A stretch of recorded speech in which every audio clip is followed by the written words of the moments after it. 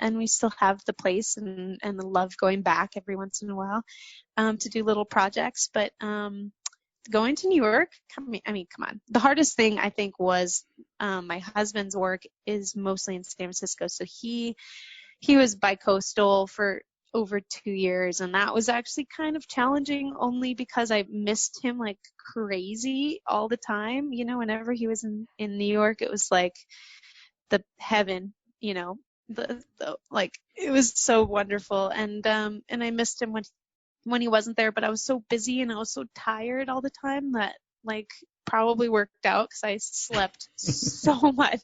Doing 8 shows a week is no joke.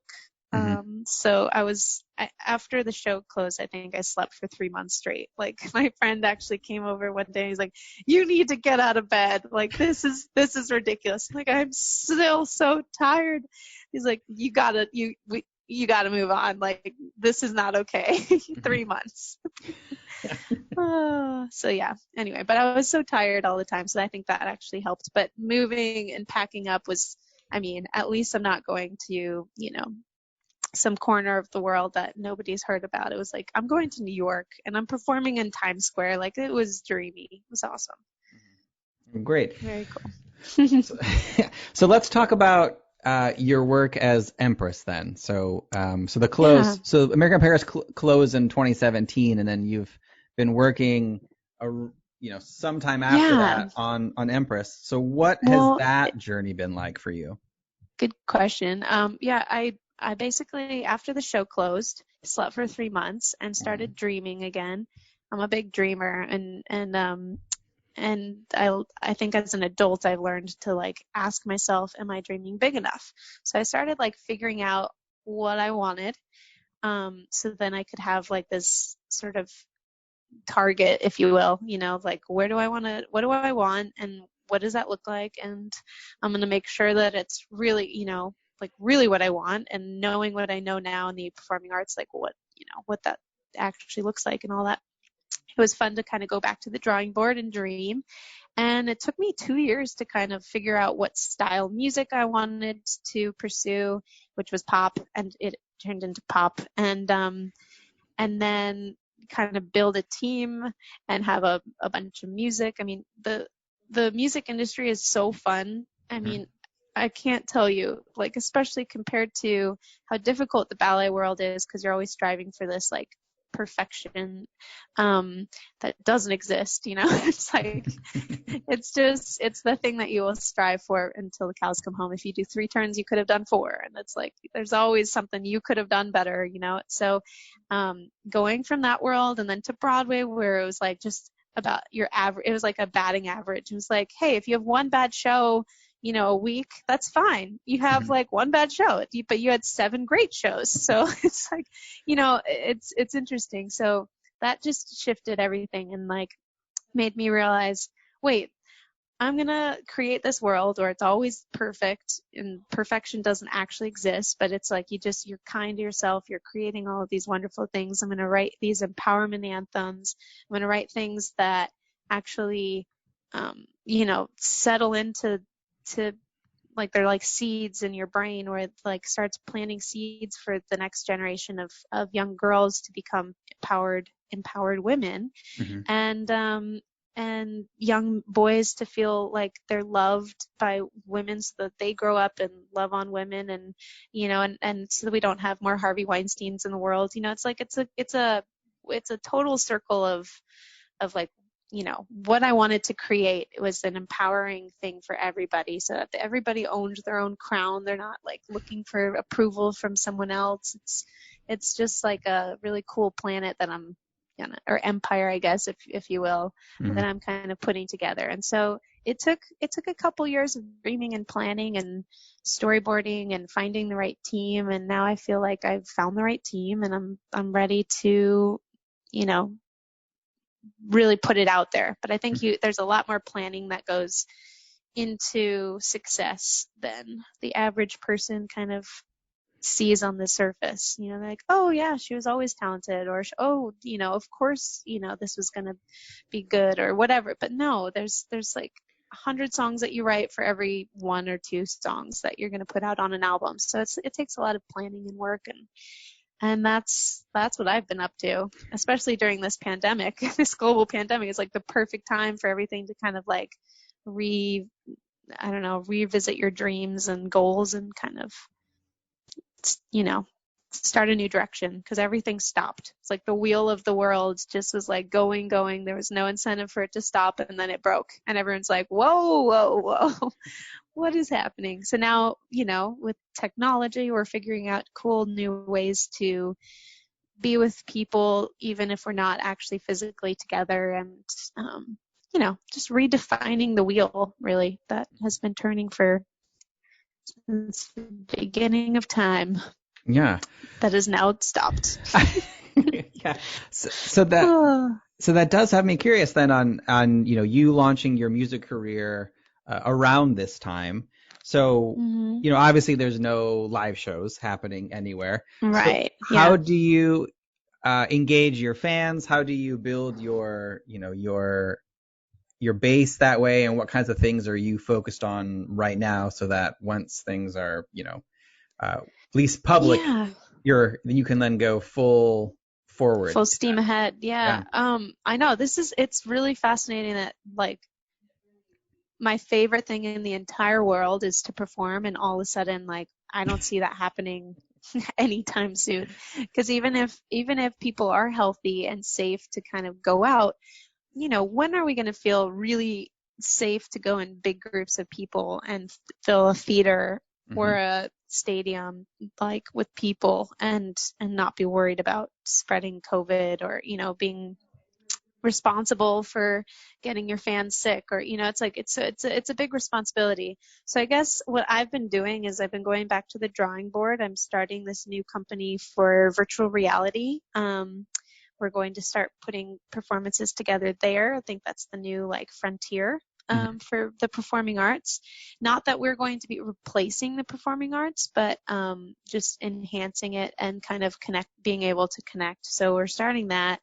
It's called My Empire XR, which I'm super excited about. And it's kind of just creating, like, a new virtual theater, if you will. So we're excited about that. And then just, like, creating music. I wrote this symphony like 10 years ago, and I just have not been in one place long enough to actually, like, attend to it and orchestrate it. And I've been using this time to kind of go back in time and orchestrate it, and that might be used for San Francisco Ballet next year for their ballet season, which is, like, incredible. And then just putting out new music and figuring out how to make a high quality content during this time where you can't necessarily go to a studio and work with your producers in person. So we're just writing new music, working on old music, getting things lined up so that when the time is right and it doesn't feel like contrived or disconnected to what's going on, then we release new stuff. And so I think for now it's like reaching out via, podcasts, like your podcast. It's like a great way to kind of connect with people and bring your story to their homes without having them leave, so they can stay home and stay safe. Yeah. So it's interesting, especially now, until recently, I spent a lot of time in tech, and VR has always been kind of one of those, like, cool gadgets, but this has catapulted the VR industry.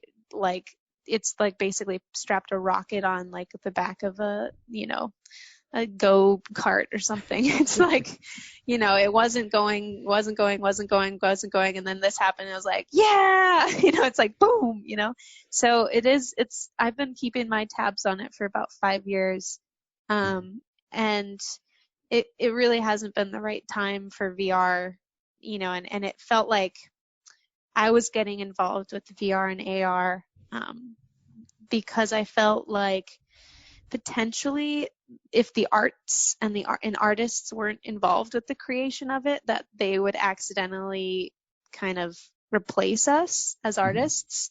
And I was also worried that performing arts like the ballet and even Broadway, we're going to be kind of forgotten in the new age, in the 21st century in a way, because they're not really bringing in, I don't even want to say younger audiences, they're just not bringing in new audiences.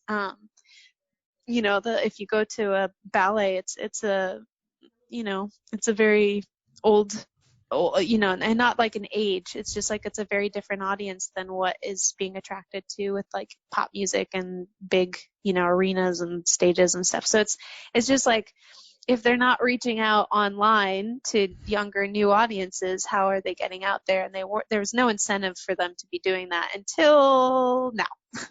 And now everything's online, and they're like looking for new ways to explore that. And I think that VR is just like, dun da da da, like we're the new hero. So it's an exciting time for VR, I think. Who knows? But as long as artists are involved with the creation of it, I think that it'll benefit humanity. Otherwise, it could really go sideways, in my opinion. Yeah. Where, we don't connect with human beings anymore. We don't need them. We, replace them with superheroes that don't exist. It's like it could go sideways. Let's just be real. With video games and all that fun stuff, it's not really great for humanity, in my opinion. So that's my mission, is to empower people and remind them that we're not replacing, we're just enhancing the performing arts and bringing the 21st century, to life, I think. Yeah. Well, that's really cool. Yeah, it's, especially in the end of 2020, the physical experience of being in a theater or even at a sporting event is completely going to be changed and updated. And I've seen a couple of companies working on, let's say, on the AR side of it, little projections where you can watch a basketball game that's actually being played live in an arena somewhere, but it's being broadcast on your table or something like that.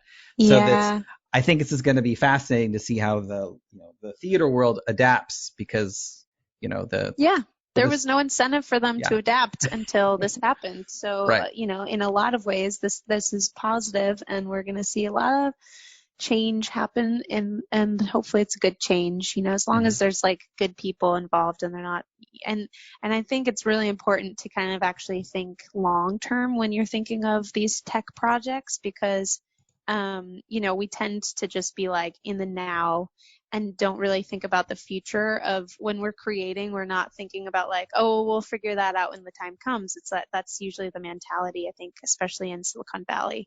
But if you really think like, how is this going to affect, people in 100 years, that starts changing your design. You kind of start thinking about like, well, how is this going to impact people in the future, and is that good change or is it negative? And if it's negative, then if you keep going forward, then I don't think the product is going to be as thoughtful and great.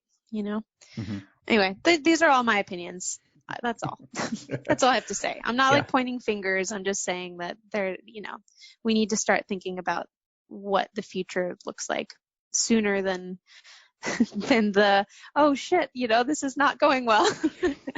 Like, let's try and put a Band-Aid on a bigger problem. So I think that it's important to plan and put some energy into what we want the future to look like. Definitely. So talk to me about times when you feel fear and how in your life you have pushed past that. That is the best question ever. Thank you, Yuri. Because there's been so many times in my performance career where like literally just fear sets in, where like, I don't know what to do, or you fall and it's like you're injured, but you have to get up and somehow dance your way off stage, or there's been moments in my career where it's almost like you have to compartmentalize everything, and you go, all right, this is a situation that I'm in right now, but I'm not going to deal with it right this second. I'm going to, do this first and then get back to that when the time comes. Kind of, you have to like literally compartmentalize. I mean, there's moments where I've had somebody tell me really bad news or sad news or scary news. And then I have to go on stage and be really happy. And so you just kind of have to like box that sad news up, box that feeling up, and deal with it a little bit later when you can process it and whatever. So like, how do